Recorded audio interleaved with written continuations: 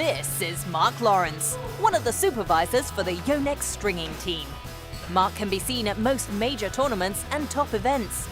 Go to YouTube and search for Mark Lawrence Yonex stringing team, and you can catch the likes of Lindan, Peter Gader, and Taufik Hidayat paying tribute to him and his team. We caught up with Mark at the recent BWF World Championships in Glasgow, Scotland, to learn more about their trade. Players will bring the rackets to us. Generally they know what string and what tension they want, so they fill that in on a form. We put that on the racket, we cue the rackets up. So obviously once the stringer gets the racket, they know what string and what tension to do, so it goes put on the machine, and the process is, the racket's strung, then it goes out on the table and waits for the player to come and collect. The team here, we've got 4 UK-based stringers, 1 from Scotland, 3 from England. Got 1 guy from Portugal, 1 guy from China, 1 guy from Taiwan, 1 guy from Germany, and we've got a guy from France who's coming in to do the end of the tournament because a couple of the other guys are going back home. That's a team of around 8 stringers for a major tournament. On a busy day, each stringer will finish about 25 rackets. That's roughly 2.5 rackets strung in an hour. And according to Mark, the average string tension for advanced and club players is at the 20 to 25 pound mark.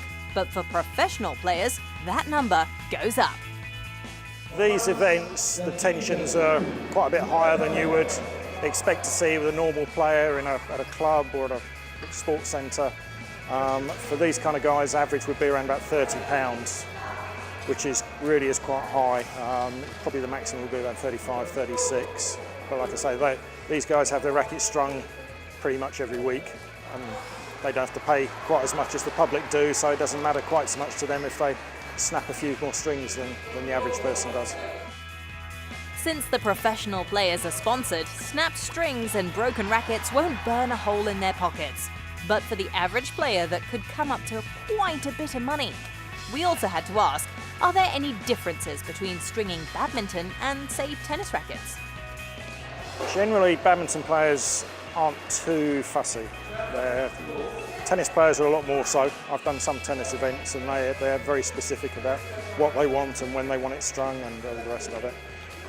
We have got one or two that just need to have the logo put on the right way, need to have a little bit of extra tension at the top or at the bottom of the racket. Some of the Malaysians actually like the heads to be stretched slightly. It's not what we recommend, but it's what they want. So, but by and large, badminton players are relatively easygoing.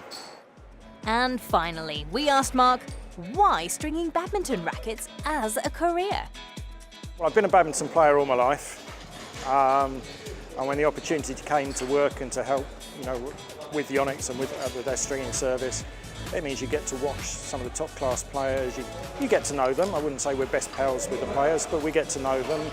We know kind of what they like, what they don't want, and that all helps. It's the communication with the players. They tend to trust us because they've seen us around so many times at the different events. And from there, it's the opportunity to travel to different places and to meet people and doing stuff in a sport that I've loved for the last 40 odd years. So. And done.